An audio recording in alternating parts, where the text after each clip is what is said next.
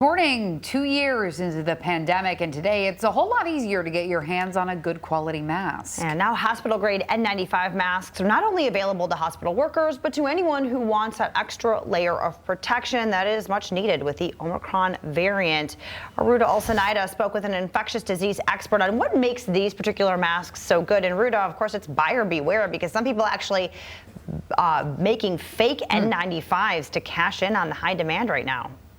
Michelle, that's right. Good morning. It's nothing new, though. Unfortunately, scammers have been trying to cash in on the pandemic since it began. So an infectious disease expert with Mercy Health broke down what you need to know about these masks. So what are N95s? Well, they are hospital grade masks that are certified by the National Institute for Occupational Safety and Health. They provide the highest level of protection that a face mask can provide against the virus, especially the Omicron variant.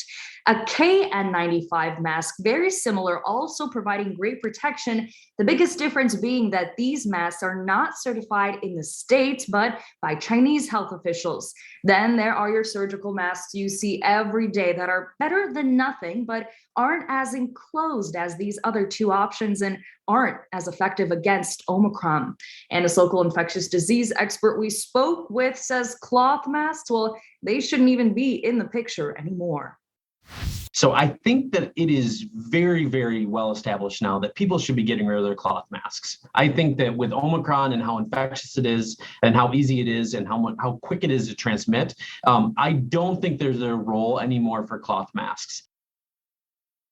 And Michelle, like you had mentioned, because these N95s are shown to provide the most protection, people are wanting to cash in on that, making counterfeits. So here's how to spot a real one from a fake. A real certified N95 mask will have that certification from the National Institute for Occupational Safety and Health right on the mask, spelled NIOSH. Make sure that is spelled correctly, because if it is misspelled, it's probably a fake, or if it's not on the mask, it is not a real mask. That testing number will also be on the mask. It is unique to that specific mask, and also will have the manufacturer that made it all on the mask and on the packaging that you receive it in. Those N95s will also have two headbands instead of the ear loops that we commonly see with these surgical masks.